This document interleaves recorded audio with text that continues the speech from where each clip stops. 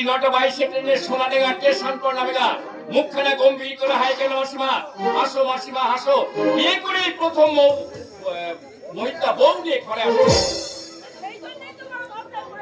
কেন এর মধ্যে ভাবনার কি হয়?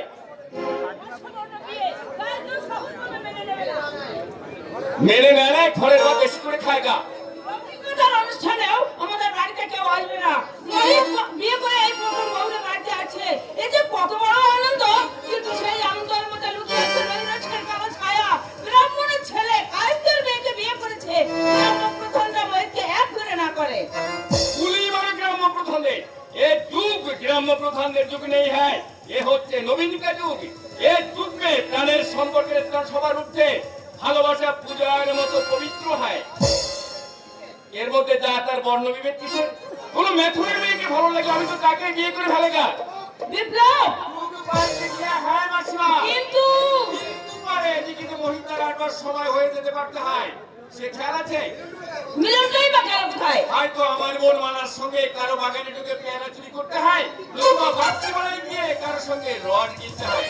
ওই ছেলেটাকে নিয়ে আর পারি না বাপু, মামুনের ছেলে বড় জন্মেছে। এতজন বিয়ে দিলে 4 ছেলে বাপ হতো, ওই ছেলেটাকে নিয়ে আর পারি না। দুটো শত্রু ধরেছিলাম পেটে, জ্বালিয়ে পুড়ে ফেলে। তা তুই দাঁড়িয়ে রইলি কেন? আমি কি তাই বলিস কি নাকি? কি করেগা কুছ বলনা হয়? আরে বাবা, তুই এই গে গো হে হো আমার সামনে আর বলিস না বাপু। সবুর করো মাসিমা, দুদিন পরে সবাইকে হিন্দি বললে হোকা। ভাষাভাষী নিয়ে যেমন ঠেলাঠেলি শুরু হওয়া হয়, উল্টা শেষ পর্যন্ত টেকা বলা যাতে নাই হয়। তাই আমি দুটোই প্র্যাকটিস রাখছি। রাখবি পরে, আগে মিষ্টি নিয়ে আয়। তুমি কিচ্ছু ভেবো না, আমি ছুটে যাই না আর দৌড়ে আসি না। পাঁচির মা, ও পাঁচির মা, তাড়াতাড়ি 7টা বাজা। ফুটি, ওরে ও ফুটি, বরণডালাটা সাজা তো, বরণডালা। বরণডালা সাজাতো, বন্ধু বান্ধবকে ডাকতো, মহিলার এই শাড়ি নিয়ে ঝড় একটা উঠেগা। আরে উঠতে দাও, কুছ পরোয়া নেহি হ্যায়।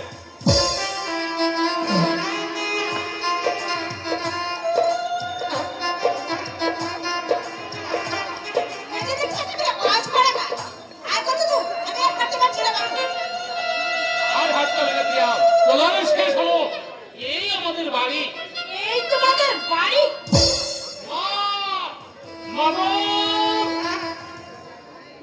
বলি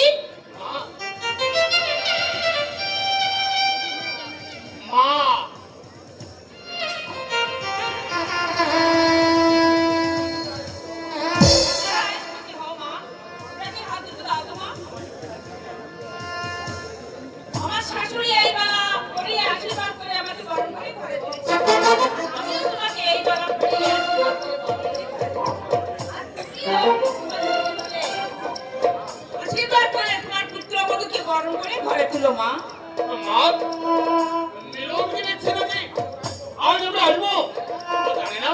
আমি জানতাম না, চিঠিটা দুদিন পড়েছিল পোস্ট অফিসে, একটু আগে তো চিঠি পেলাম। দেখছিস না কোনো কিছুর জোগাড় গোছান করে উঠতে পারিনি। আর মিলন কোথায় গেছে? এক্ষুনি হয়তো এসে পড়বে। মিলন? ও হ্যাঁ, তোমার ভাই। তোমাকে একটা ভাত দেবো মা। কিসের ভাই? একটা জানোয়ারকে মানুষ করার ভাত। জানোয়ার মানুষ? হ্যাঁ মা, যুগে জানোয়ার ছেলের চাপুকে শাসন করে তাকে তোমাকে মানুষ করতে হবে। মিলনের কথা বলছে মা, সে বড় অভদ্র, তারা কোনো কথা শুনে না, সারাদিন উড়নচণ্ডীর মতো ঘুরে বেড়ায়।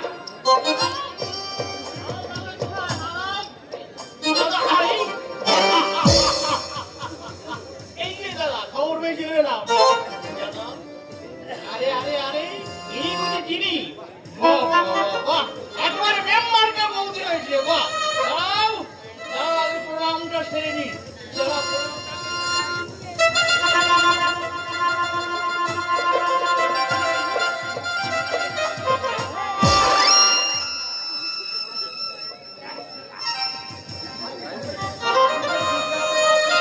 আজ তুই ছাই পাট গিলে এসেছিস? আমি কি করবো মা? আমি কি ইচ্ছে করে খাই নাকি? ওই যে সারা, ওই যে বিতম্বর, ওই সারা তো আমাকে জোর করে খাইয়েছে। বৌদি তুমি কিচ্ছু মনে করো না, খারাপ কিছু খাইনি। তালের রস একটু পেটটা ঠান্ডা রাখে। আজ একটু মাত্রাটা বেশি হয়ে গেছে, তাই বেতাল দেখছো। লজ্জা করে না তো? 10খানা গায়ের লোক তোর বাবাকে কত ভক্তি শ্রদ্ধা করতো, আর তার ছেলে হয়ে তুই যদি এইসব খাই ফাঁস খাই, তো দাদা কত শান্ত কত বিজ্ঞান, তুই যদি একটু 10 কাজ কুকাজ করিস, এটা কি তোর দাদা সমান পারবে? মা, কেন কেন তোর জন্য আমাকে মানুষের কথা শুনতে হয়? বাপ ঠাকুরদার নাম এমনি করে ডুবাবি চললে, আর তোর ঘরে আমি তোকে নুন খাইয়ে পাঠাবো। আচ্ছা ঠিক আছে ঠিক আছে, আর কোনোদিন আমি খাবো না। আর যদি ভুল করে খেয়ে ফেলি, তাহলে এই বাড়িতেই থাকবো না। আর না হোক, আমার নতুন বউদের একটা সম্মান আছে তো। মিলন, এত চেষ্টা করলাম তোমাদের মানুষ হলে না রে ভাই। এই মানুষ হলে কদর তো সম্মানের দাদা। আর তাছাড়া আমি ম্লান মনে তুমি যত উজ্জ্বল, কি ঠিক ঠিক করিনি বৌদি? বৌদি, তুমি তো কোনো কথা বলছো না। দাদা, বলো না। আরে বোমা ঢোকা নয় তো। এখন মেম্বারকে বৌদি বোমা হয়ে আপনাদের সীমা থাকবে না।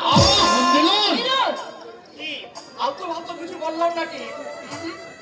ক্ষমা করো বৌদি, আমার মতো মানুষ তুমি একটু করে না।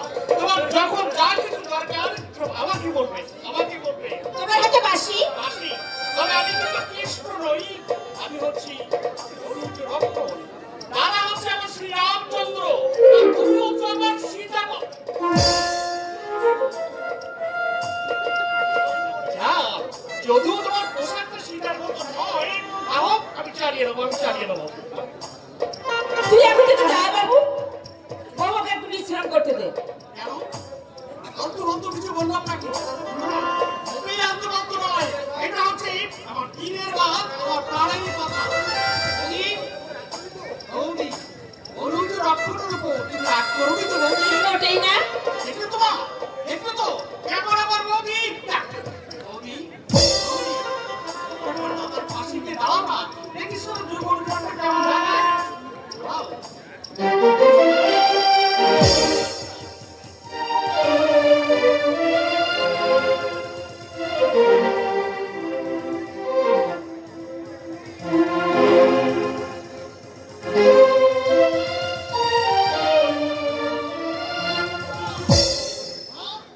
আরে ভালো করে খেয়ে দেখো, যারা যুগল মিলনটা কেমন দেখাচ্ছে। খুব সুন্দর খুব সুন্দর। ওরে সাগর বাবে নাই কৃষ্ণ রে, উলুদে উলুদে, সাগর বাবে নাই কৃষ্ণ রে।